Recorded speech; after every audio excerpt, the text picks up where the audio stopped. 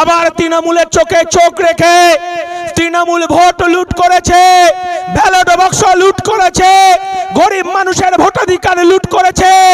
মানুষের ভোট কিন্তু ব্যালটে যায়নি। আপনাদেরকে বলবো, তাই আবু সিদ্দিকীকে বাঁচিয়ে রাখতে হবে, আমার আনিস খানকে বাঁচিয়ে রাখতে হবে, ভাঙড়ের যে 3টে প্রাণ গেছে তাকে বাঁচিয়ে রাখতে হবে।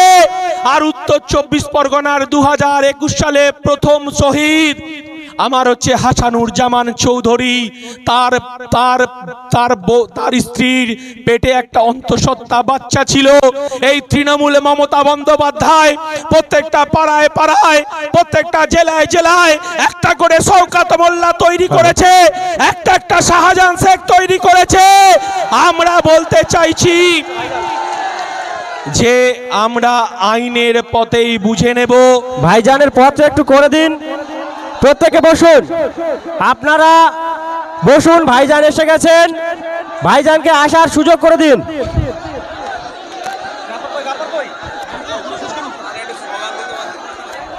ইনকলাব জিন্দাবাদ, নওশাদ সিদ্দিকী জিন্দাবাদ, আইএসএফ জিন্দাবাদ, ছোট ভাইজান জিন্দাবাদ, আইএসএফ জিন্দাবাদ।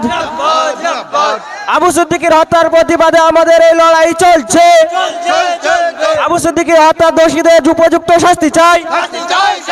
আবু সিদ্দিকীর হত্যাকাণ্ডে যারা জড়িত তাদের দৃষ্টান্তমূলক শাস্তি চাই। রাজদীপ সরকারের শাস্তি চাই। আবু সিদ্দিক হত্যাকাণ্ডে জড়িত যে সমস্ত দুষ্কৃতীরা আছে তাদের উপযুক্ত শাস্তি চাই। আবু সিদ্দিক হত্যাকাণ্ডের বিরুদ্ধে আইএসএফ লড়ছে। নওশাদ সিদ্দিকী রাজপথে, পুলিশ তুমি হুঁশিয়ার। এই নওশাদ সিদ্দিকী রাজপথে, পুলিশ তুমি হুঁশিয়ার। এই আবু সিদ্দিকের খুনিদের লড়বে। ইনকিলাব জিন্দাবাদ, ইনকিলাব জিন্দাবাদ।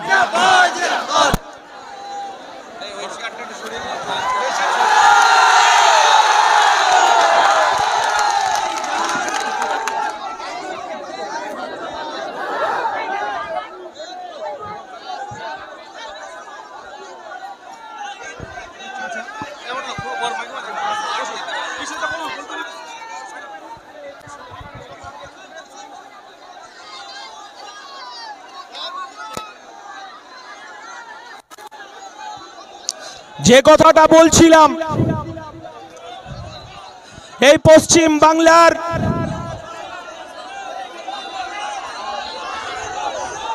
আস্তে আস্তে ভাই, আস্তে আস্তে আস্তে, এই পশ্চিম বাংলার প্রতিবাদের ভাষা সাগর থেকে পাহাড় আর পাহাড় থেকে জঙ্গল। একটা লোকসভা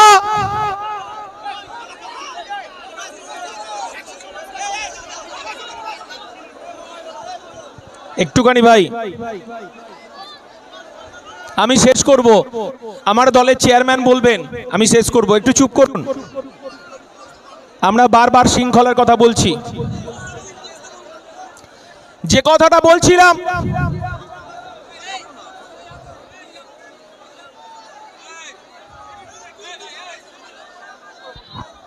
যে কথাটা আবার বলছি, যে একটা লোকসভা নির্বাচন, একটা পঞ্চায়েত নির্বাচন ব্যালট বাক্স চুরি করে জেতা যায়, ভাইপোকে 7 লাখ ভোটে জেতানো যায়, মথুরাপুরে বাপি হালদারকে জেতানো যায়, আর একটা আবু সিদ্দিকী ভাইকে খুন করে ভেবেছে আইএসএফটাকে আলমারিতে তুলে দেবে। অত সোজা নয়। লড়াইটা রাস্তায় হবে, লড়াইটা রাস্তায় বুঝে নিতে হবে।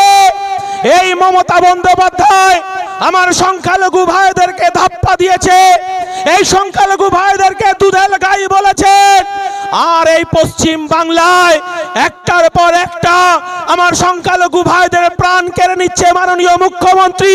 তিনি শুধু মুখ্যমন্ত্রী নয়, তিনি পুলিশ মন্ত্রী। তাই এই কথাটা বলছি, তাই আমরা আইন হাতে তুলে দেব না।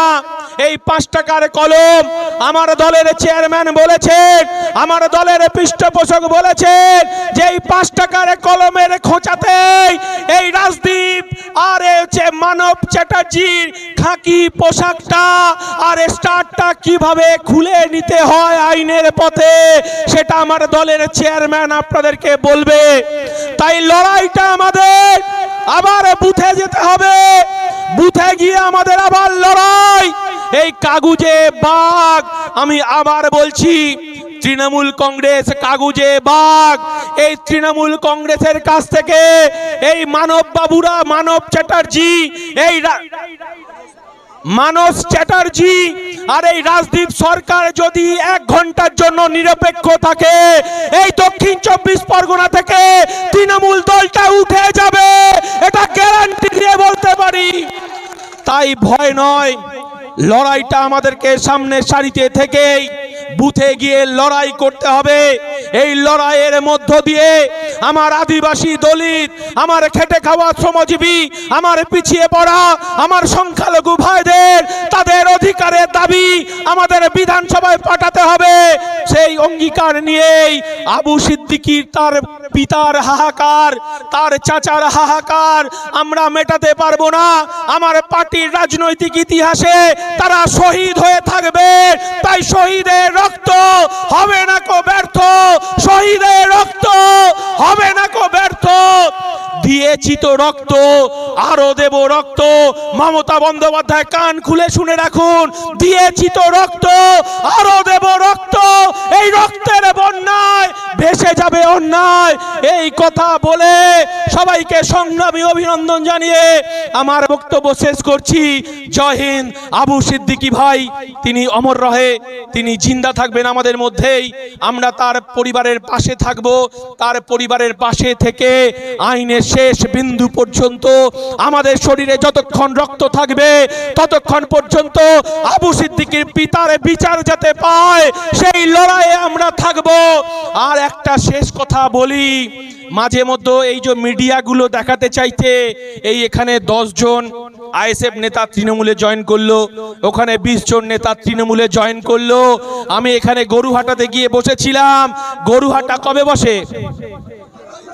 রবিবার বসে। এই গরুহাটায় গরু ছাগল বিক্রি হয় রবিবারে রবিবারে, কিন্তু আপনাদেরকে বলছি আইএসএফ কে কেনা যাবে না। এই গরু ছাগলটা আসবে যাবে, কিন্তু আইএসএফই থাকবে।